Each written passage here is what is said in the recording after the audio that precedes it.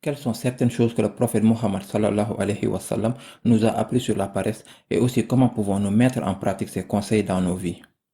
Il y a un doigt que le prophète sallallahu alayhi wa sallam a donné pour vaincre la paresse. Allahumma inni a'udhu bika min al-ajzi wal kasal. Oh Allah, je cherche refuge en toi, je te demande de me protéger, je te demande de me sauver de la faiblesse et de la paresse. Ce qui est beau à ce sujet, c'est que quand il nous apprend un doigt pour demander à Allah de nous protéger de quelque chose, cela montre que c'est une maladie. Et en plus de la partie doigt, le prophète Mohammed sallallahu alayhi wa sallam nous a appris à toujours agir en conséquence. Alors ne faites pas que le doigt puisse fuir et penser que les choses iront mieux. Le doigt est la première partie, mais vous devez également agir, attacher votre chameau et ensuite faire confiance à Allah comme nous l'a enseigné le hadith. Quels sont les conseils pratiques pour augmenter les niveaux d'énergie et vaincre la maladie de la paresse? Le premier conseil que je peux vous donner est que nous devons examiner nos habitudes de sommeil. Si vous voulez avoir une journée réussie, alors vous devez vous assurer de vous coucher tôt la veille.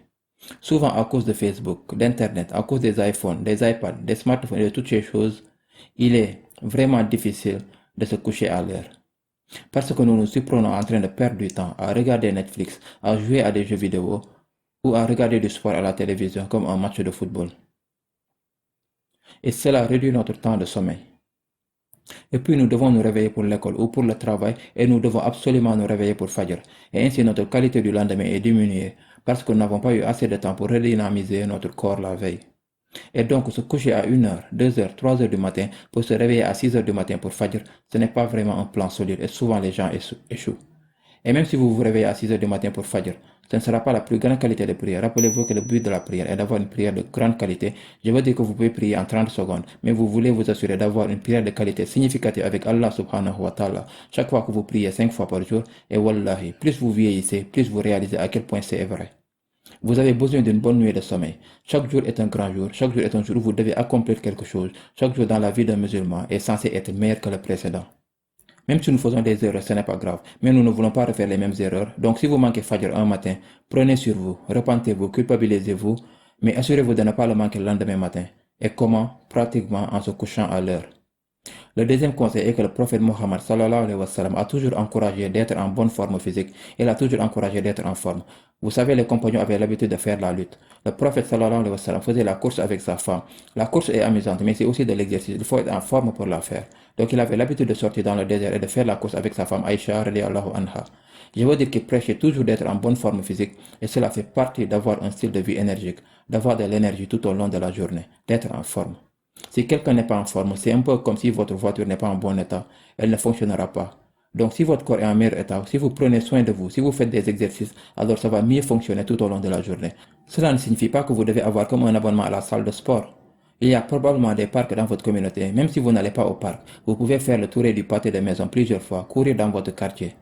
Parfois, vous avez 15, 20 minutes. Et c'est un jogging vraiment solide. Si vous faisiez du jogging 20 minutes par jour, peut-être 3 ou 4 fois par semaine, cela finira par être une habitude. Mais surtout si nous mangeons une bonne quantité de nourriture, vous devez vous assurer de ne pas vous allonger ou de ne pas dormir après avoir mangé. Vous devez vous assurer d'aller faire quelque chose d'actif, comme se promener, peut-être aller au parc avec votre famille ou avec votre conjoint ou avec vos amis. Dépenser une partie de ces calories. Si vous ne faites pas cela, vous allez développer un comportement léthargique et ce n'est pas positif pour la qualité de votre physique. Assurez-vous que vous êtes en bonne forme physique, Inch'Allah. La dernière partie dont je veux parler est le problème que les musulmans ont avec leurs habitudes alimentaires, leur menu. Beaucoup de musulmans viennent de l'étranger. De la partie orientale du monde, nous avons beaucoup d'Indo-Pakistanais et de cuisine culturelle arabe. Nous avons beaucoup d'aliments frits, beaucoup d'aliments riches en huile, de très lourds en glucides. Alors on mange beaucoup de riz, beaucoup de pain, beaucoup de viande. Je veux dire qu'il existe des familles, mashallah. Elles peuvent manger de la viande, parfois 2 ou 3 fois par jour. C'est beaucoup de viande et la viande peut en fait avoir un effet négatif sur votre corps en termes de quantité de viande que vous consommez. Il est très important de manger des aliments de haute qualité. Vous voulez vous assurer que nous mangeons de la haute qualité et la quantité ne doit pas être si élevée. Haute qualité signifie légumes, fruits, beaucoup d'eau. Ne buvez pas beaucoup de coca ou de soda, ce truc n'est pas bon pour vous. Si vous devez avoir quelque chose de sucré, il y a des jus de fruits frais que vous pouvez boire. Une tasse de jus d'orange est en fait mieux pour vous qu'une tasse de café. En termes de vous garder éveillé aussi grâce au sucre du jus. Assurez-vous donc de manger sainement. Maintenant, sur la partie qualité, nous voulons nous assurer que nous avons de la qualité. Mais sur la quantité, le prophète Mohammed sallallahu alayhi wa sallam nous a appris aussi dans un hadith très célèbre. La capacité de l'estomac doit être un tiers, un tiers, un tiers. Un tiers de nourriture, un tiers d'eau, un tiers pour l'air. Le prophète Mohammed sallallahu alayhi wa sallam nous donne en fait la limite maximale. Le maximum que vous devriez manger est de sorte que la quantité de nourriture que vous mangez prend un tiers de votre estomac. La quantité d'eau est de un tiers et la quantité d'air est de un tiers également. Cela ne veut pas dire qu'il faut manger autant, mais c'est le maximum que vous devriez manger. Maintenant, ce que vous pourriez dire, si je mange seulement autant, alors je vais devoir manger plus souvent, non? Et je suis vraiment occupé avec mon emploi du temps, je ne peux pas manger aussi souvent. Des études sur la santé ont montré que manger des petits repas plus fréquemment tout au long de la journée est meilleur pour votre santé et meilleur pour votre métabolisme. Cela affecte ainsi votre niveau d'énergie.